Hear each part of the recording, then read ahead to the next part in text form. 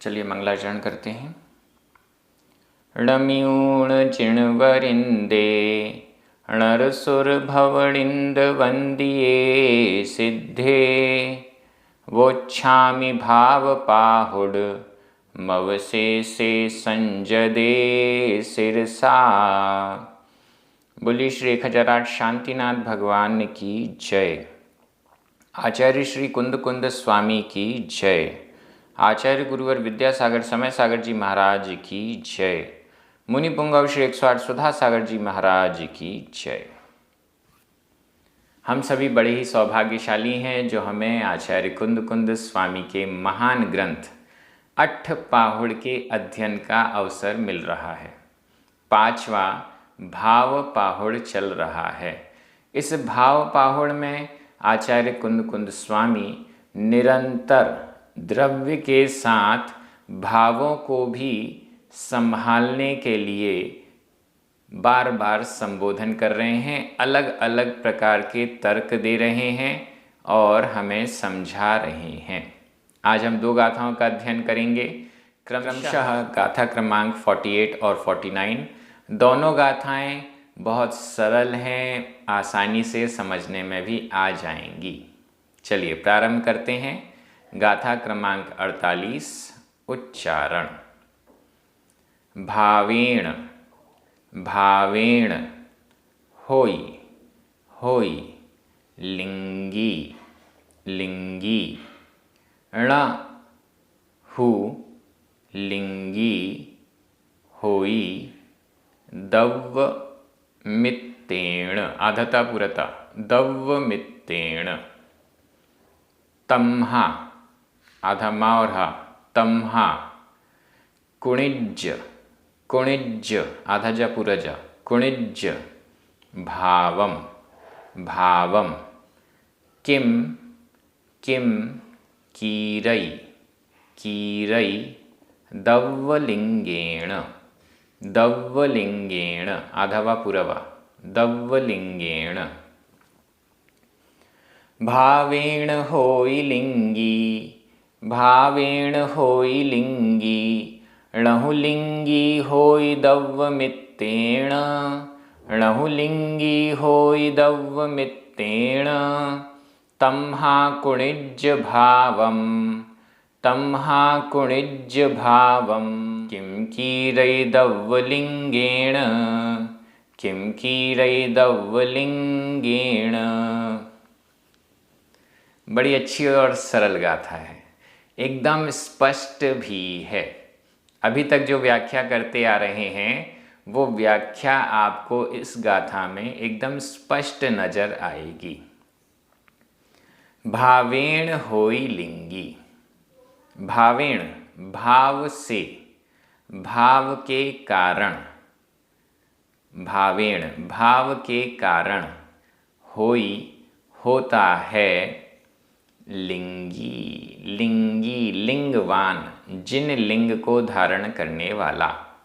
भावेण होई भाव के कारण होता है। भाव लिंग के होने पर लिंगी होई लिंगी होता है।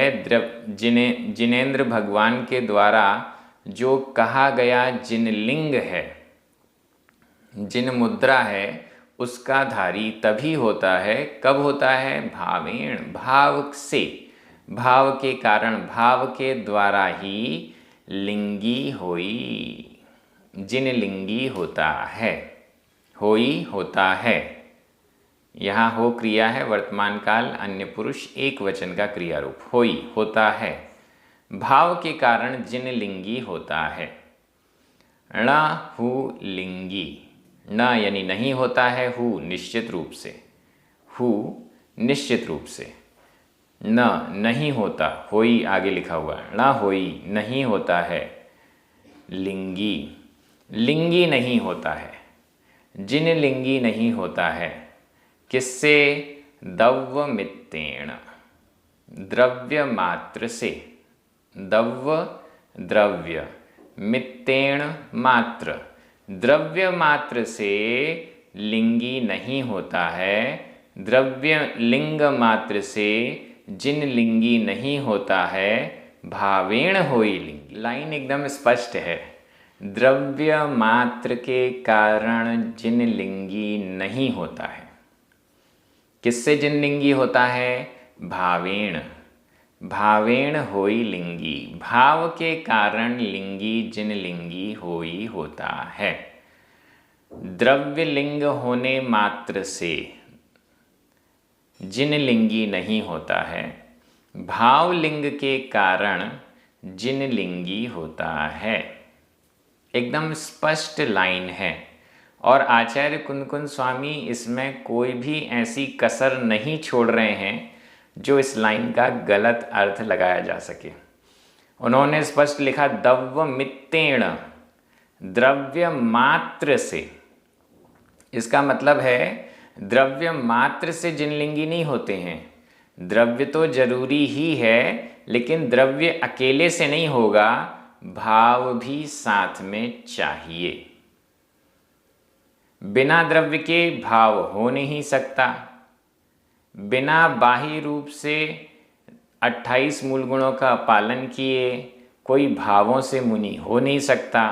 तो इसलिए द्रव्य मात्र से कोई लिंगी नहीं होता, द्रव्य मात्र से कोई मुनि नहीं होता, बाह्य आचरण मात्र से कोई मुनि नहीं होता, साथ में भाव भी होना चाहिए। अब इसी व्याख्या को हम हर जगह लगा लें। द्रव्य मात्र से, क्रिया मात्र से कोई धर्मात्मा नहीं होता, अंतरंग के परिणाम भी उस अनुसार होना चाहिए। ये तो सिंपल बात है। मात्र बाह्य क्रिया करने से हम वैसे नहीं हो जाएंगे, हमारे अंतरंग में वैसे परिणाम भी होने चाहिए। बाह्य में तो कोई आजकल रोबोट बन रहे हैं, बाह्य रूप से बाहर से तो रोबोट भी मनुष्य की तरह दिखता है, हो सकता है मनुष्य की तरह हाथ पैर भी चलाए, बोले भी, क्रियाएं भी करे, लेकिन अंतरंग भाव नहीं है तो वह असली नहीं है। धर्म क्रिया हम बाहर से कर रहे हैं, अंतरंग में भाव नहीं है, अंतरंग में सही परिणाम नहीं है, तो वह क्रिया भी बाहरी है, अंतरंग में उसका कोई फल नहीं आ रहा है, ऐसा समझना चाहिए। नीचे वाली लाइन, तमहा। तमहा इसलिए क्योंकि द्रव्यलिंग मात्र के होने से कोई लिंगी नहीं होता है, भावलिंग से ही लिंगी होता है, जिनलिंगी होता है। तमहा इसलिए क्या करो? कुणिज्य भावम, भावम कुणिज्य, भावम भाव को कुणिज्य करो, कुणिज्य करो। यहाँ पर आधा जा और पूरा जा ये वाला प्रत्यय लगा हुआ है। भावम कुणिज्य, भाव को करो, भावलिंग को धारण करो, कुणिज्य करो। तो इसका विभक्ति चली जाएगी विधि एवं आज्ञाकाल मध्यम पुरुष एक वचन में, और बहुवचन में ले जाना चाहें तो बहुवचन में भी हो जाएगी।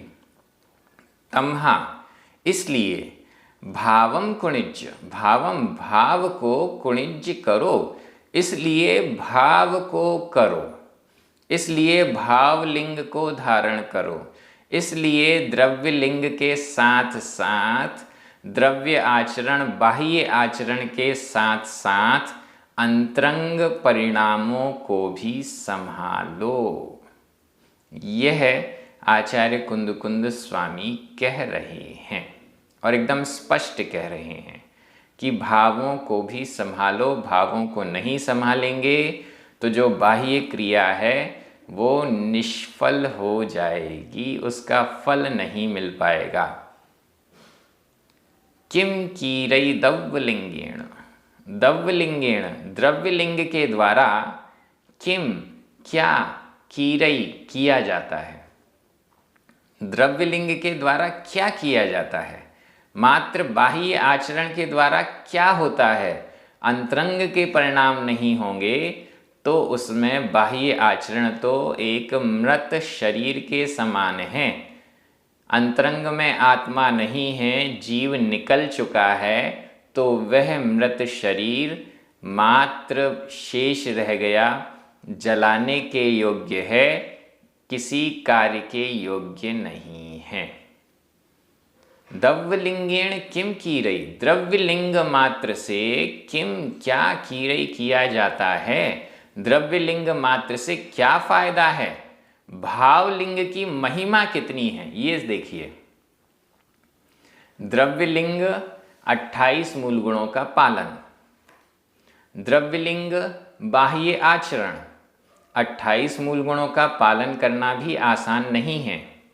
केश लॉन्च करना आसान नहीं है, समस्त परिग्रह का त्याग करना आसान नहीं है, नग्न दिगंबर होकर विचरण करना आसान नहीं है, एक बार दिन में आहार वो भी खड़े होकर ग्रहण करना आसान नहीं है, अंतरायों को टालते हुए, अंतराय आ जाए तो आहार का अवसर नहीं मिल पाता, अंतरायों को टालते हुए जीवन यापन करना आसान नहीं है।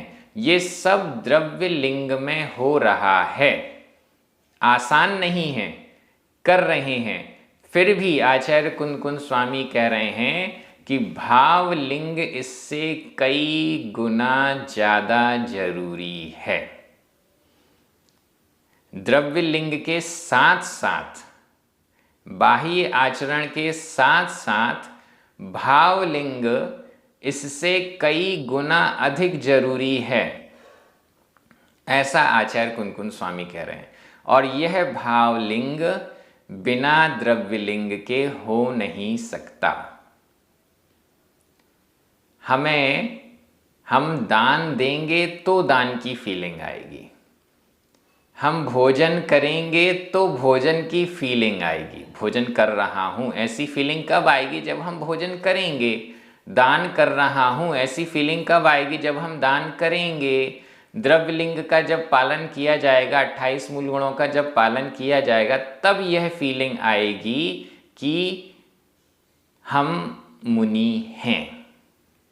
हम श्रावकों की दृष्टि से बात करें, श्रावकों के 6 आवश्यकों का जब हम पालन करेंगे, तब यह फीलिंग आएगी कि हम श्रावक हैं। जैनों के कुलाचार का जब हम पालन करेंगे, तब यह फीलिंग आएगी कि हम जैन हैं। अगर हम जैन कुलाचार की पालन नहीं कर पा रहे हैं तो यह फीलिंग भी नहीं आएगी। द्रव्य से, बाह्य रूप से तो वैसा होना ही चाहिए, तब तो अंतरंग का भाव, अंतरंग की फीलिंग आएगी। जो बाहर से पुरुष है वही तो अंतरंग से पुरुष होने की फीलिंग लाता है अंदर। जो बाह्य से महिला है, बहिरंग रूप से महिला है, वही तो महिला होने की फीलिंग को अनुभव में ला सकती है। जो तिर्यंच है वो तिर्यंच होने की फीलिंग, जो बालक है वो बालक होने की फीलिंग, जो वृद्ध है वो वृद्ध होने की फीलिंग। कोई बालक, उससे कहा जाए कि तुम वृद्ध होने की फीलिंग अपने अंदर लाओ। कई बार नाटकों में ऐसा होता है कि किसी छोटे बालक को दाढ़ी मूछ सफ़ेद कर दी जाती है और उसे वृद्ध बना दिया जाता है, लेकिन वो बाहर से वृद्ध हो गया, अंदर से उसे वृद्धपने की फीलिंग नहीं आ रही है। बाहर वो शो कर रहा है कि मुझे यह फीलिंग है, लेकिन अंदर वैसी कोई फीलिंग नहीं आ रही है। द्रव्यलिंग बाह्य आचरण मात्र ना बन जाए, नाटक ना बन जाए, अंदर फीलिंग भी होनी चाहिए, भाव होना चाहिए, ऐसा आचार्य कुंद स्वामी कह रहे हैं। आपने इतनी सारी गाथाएं हो चुकी हैं, एक भी गाथा में आचार्य कुंद स्वामी ने ये नहीं कहा कि द्रव्यलिंग का पालन मत करो, मात्र भावलिंग का पालन करो। भावलिंग के साथ मात्र शब्द कहीं नहीं आया। आप बिल्कुल फिर से जाइए, सारी गाथाएं बैक एक के बाद एक देखिए, उसमें क्या कहीं पर भी भावलिंग के साथ मात्र शब्द जुड़ा है? कहीं नहीं। लेकिन आपको अक्सर द्रव्य के साथ मात्र शब्द मिल जाएगा। द्रव्य लिंग मात्र से कल्याण होने वाला नहीं है। क्या चाहिए फिर? साथ में भाव भी होना चाहिए। तो यहाँ पर इससे ये क्लियर है द्रव्यलिंग और भावलिंग। द्रव्यलिंग जितना महत्वपूर्ण है उससे कई गुना अधिक महत्वपूर्ण भावलिंग है। द्रव्यलिंग को छोड़े बिना भावलिंग को धारण करने के लिए कहा गया है। द्रव्यलिंग के बिना भावलिंग हो नहीं सकता। इन सब चीज़ों पर आप जरूर चिंतन करें। आचार्य कुंदकुंद स्वामी आगे और भी बहुत सारे तर्क, उदाहरण, सारी चीज़ें हमें देने वाले हैं। व्याकरण की दृष्टि से भावेण, दव्यमित्तेण, दव्यलिंगेण, इन तीनों में तृतीया विभक्ति का एक वचन है। होई 2 बार आया, कीरई, ये तीनों वर्तमान काल अन्य पुरुष एक वचन के क्रिया रूप हैं। लिंगी 2 बार आया, ये दोनों ही प्रथमा विभक्ति के एक वचन हैं। ण, हु, तम्हा, किम, इन सब को अव्यय के रूप में देख लीजिए। कुणिज्ज विधि एवं आज्ञाकाल मध्यम पुरुष एक वचन का क्रिया रूप है। भावम द्वितीया विभक्ति का एक वचन है। इस प्रकार से व्याकरण पूरा आपके सामने आ गया है। मैं एक बार हिंदी अर्थ कर रहा हूँ, आपकी नज़र प्राकृत शब्दों पर जानी चाहिए। द्रव्य मात्र से निश्चित रूप से लिंगी जिनलिंगी नहीं होता है। भाव के कारण जिनलिंगी होता है। इसलिए भावलिंग को धारण करो। द्रव्यलिंग से क्या किया जाता है, क्या प्रयोजन है? कोई भी प्रयोजन नहीं है। द्रव्यलिंग मात्र से कुछ नहीं होता। द्रव्यलिंग के साथ भावलिंग का भी ध्यान रखने के लिए आचार्य कुंदकुंद स्वामी कह रहे हैं। अब हम अगली गाथा में चल रहे हैं, गाथा क्रमांक 49। यहाँ पर भी एक बहुत अच्छा उदाहरण देकर अपनी बात को पुष्ट किया जा रहा है। उच्चारण: दंडय, दंडय, णयरम, णयरम, सयलम, सयलम, डहि उम, अभ्यंतरेण, अधबभ, अभ्यंतरेण, दोषेण, दोषेण, जिणलिंगेण, जिणलिंगेण, वि, बाहु, बाहु, पडिओ, पडिओ, सो, सो, रौरवम, रौरवम, नरयम, नरयम, दंडयणयरम सयलम, दंडयणयरम सयलम, डहि अभ्यंतरेण दोषेण, डहि अभ्यंतरेण दोषेण, जिणलिंगेण विबाहु, जिणलिंगेण विबाहु, पडियो सो रौरवम नरयम, पडियो सो रौरवम नरयम। गाथा एकदम स्पष्ट है।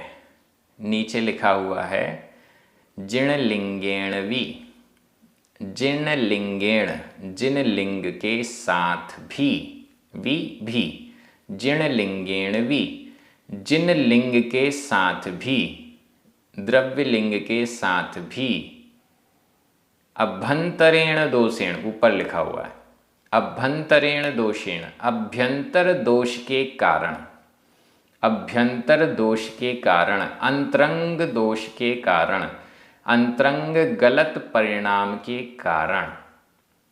इस प्रसंग में अंतरंग क्रोध के कारण।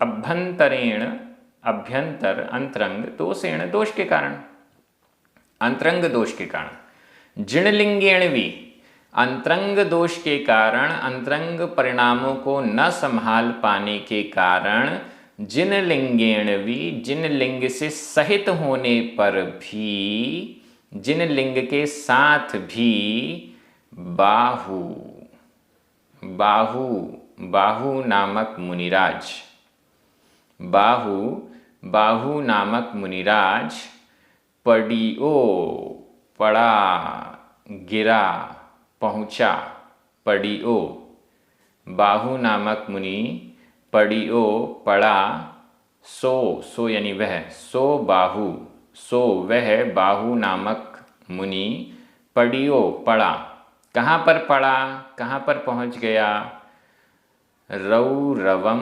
नरयम, रौरवम, रौरव, रौरव, रौरव नामक नरयम, नरक, रौरव नामक नरक, पड़ियो, पड़ा, सो वह बाहु नाम का मुनि रौरव नामक नरक में, नरक को पड़ियो, पड़ा, पहुँचा। रौरव नामक नरक, सातवां नरक, सातवें नरक में 5 नरक के बिल हैं। उन 5 नरकों में सबसे पहला पूर्व दिशा वाला बिल रौरव नाम का बिल है। रौरव नाम के 7वें नरक में पहुंच गए। मुनि थे, जिन लिंग के धारी होने के बावजूद अभ्यंतर दोष के कारण, अंतरंग भावों में, परिणामों में गिरावट होने के कारण, वह बाहु नाम का मुनि रौरव नाम के नरक में पड़ियो, पड़ गया, गिर गया। क्या था प्रसंग? ऊपर लिखा हुआ है, दंडय नयरम, दंडय, दंडक, नयरम नगर, दंडक नगर को, दंडक राजा के नगर को, दंडय नयरम, दंडक राजा के नयरम नगर को, शैलम सकल, दंडक राजा के पूरे नगर को, डही जलाकर, डही जलाकर। संबंधक भूत कृदंत का यहाँ पर प्रयोग है। संबंधक भूत कृदंत में प्रत्यय जुड़ते हैं ऊण, ऊणम, दूण, दूणम, अ, य, ता। यहाँ पर प्रत्यय जुड़ा हुआ है। कई लोग कहते हैं कि व्याकरण क्यों बताते हैं? व्याकरण बताने से क्या मतलब है? आचार्यों ने जो लिखा है उसके भाव बता दीजिए, इतना बहुत है। यदि हम भाव बता रहे हैं तो यहाँ पर अगर हमें पता नहीं है कि डहियुम का अर्थ क्या है तो भाव भी तो हम गलत बता देंगे। जलाकर, जलाने के लिए, जलाना चाहिए, क्या अर्थ लगाना है? यदि हम व्याकरण भाषा को नहीं समझेंगे तो अर्थ गाथाओं का कैसे लगाएंगे? कुछ लोग ऐसे भी हैं जिनको भाषा से मतलब नहीं है, क्योंकि भाषा सीखना, सिखाना अगर करेंगे तो जो गाथाओं का वो गलत अर्थ लगा रहे हैं, लोग उनसे पूछने लगेंगे कि ये आप सही अर्थ लगाइए, ये तो गलत अर्थ है। इसलिए वो कहते हैं भाषा पढ़ने की ज़रूरत नहीं है, हम तो केवल भावों को पढ़ेंगे। तो यहाँ पर भी वही है, द्रव्य मात्र से काम नहीं चलेगा। ठीक है, भाषा मात्र से काम नहीं चलेगा, भाव भी होना चाहिए। भाषा के बिना वह भाव नहीं आएगा, द्रव्य लिंग के बिना वह भाव लिंग नहीं आएगा, भाषा के बिना वह अर्थ नहीं आएगा, भाषा के बिना वह भाव आचार्य कुन स्वामी का हम नहीं पकड़ पाएंगे, गलत भाव की तरफ चले जाएंगे। इसलिए भाषा भी जरूरी है, द्रव्य लिंग भी जरूरी है, लेकिन द्रव्य लिंग के साथ भावलिंग भी होना चाहिए। भावलिंग का महत्व कई गुना अधिक है, लेकिन द्रव्य लिंग के बिना नहीं। वैसे ही गाथाओं के भाव समझना बेहद जरूरी है, लेकिन बिना भाषा के भाव को समझा नहीं जा सकता है। बिना द्रव्य लिंग के भावलिंग नहीं हो सकती है। ये सब बातें हमें समझनी चाहिए। तो यहाँ पर दंडय नयरम, दंडक नामक राजा के नगर को, शैलम सकल संपूर्ण नगर को, डहियुम जलाकर, अभ्यंतरेण दोषेण, अभ्यंतर अंतरंग दोष के कारण, अंतरंग क्रोध के कारण, अंतरंग कषाय के कारण, जिन लिंगेण भी, जिन लिंग के साथ होने पर भी, जिन लिंग वाले होने पर भी, सो वह बाहु नामक मुनि रौरवम नरयम, रौरव नामक सप्तम नरक के पूर्व दिशा वाले बिल में पड़ियो, पड़ गया, पहुंच गया। गाथा का अर्थ एकदम स्पष्ट है। अब ये कथा सुन लीजिए 1 मिनट में। एक स्थान पर एक राजा था। स्थान वगैरह सबके नाम आपको टीका में मिलेंगे। उसकी एक रानी, एक पुत्र था। पुत्र का नाम मंत्री था। एक बार उस नगर में 500 मुनिराज आए। उन 500 मुनिराजों में से किन्हीं एक मुनिराज के साथ उस मंत्री नामक पुत्र का वाद विवाद हो गया। मुनिराज ने वाद विवाद में उस पुत्र को पराजित कर दिया। इससे वह पुत्र, जिसका नाम मंत्री था, वो बहुत ज़्यादा क्रोधित हो गया और उसने जानबूझ के ऐसा प्रपंच रचा जिसके कारण राजा भी इन मुनिराजों पर कुपित हो गया और 500 मुनिराजों को घानी में पिलवा दिया गया। जीवित अवस्था में 500 मुनिराजों को मार दिया उसने, राजा ने। अब यहाँ पर बाहु नाम के मुनिराज उसी दिशा में आ रहे थे। लोगों ने कहा कि हे महाराज, उस नगर में मत जाइए, उस नगर का राजा बहुत क्रूर है, उसने अभी अभी 500 मुनिराजों को मार दिया घानी में पेलकर। ये सुनते ही बाहु मुनिराज को अत्यंत क्रोध आ गया। उनके तेजस रिद्धि थी। उनके शरीर से अशुभ तेजस पुतला निकला और पूरे नगर को भस्म कर दिया। राजा, उसके पुत्र, सारी प्रजा, उस सब को इस अशुभ तेजस के पुतले ने नष्ट कर दिया और फिर आकर इन मुनिराज को भी नष्ट कर दिया। ये मुनिराज 7वें नरक में पहुंच गए। अन्य जो भी लोग, राजा, मंत्री इत्यादि जो भी थे, वो भी 7वें नरक में साथ में ही चले गए।